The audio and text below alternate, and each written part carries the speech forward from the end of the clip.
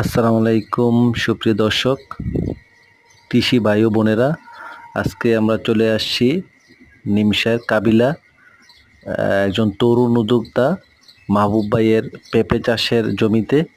এখানে তিনি কি জাতের পেঁপে চাষ করেছেন? এখানে তিনি চাষ করেছেন হচ্ছে গ্রিন লেডি, প্রায় শতাধিক চারার উপরে রয়েছে।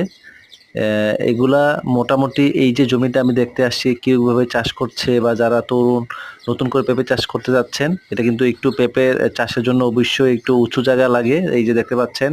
এবং প্রত্যেকটা শেড করা আছে একটু উঁচু করে, প্লাস প্রত্যেকটা গাছের গোড়ায় কিন্তু অনেক শক্ত করে বাঁশের খুঁটি দেওয়া আছে।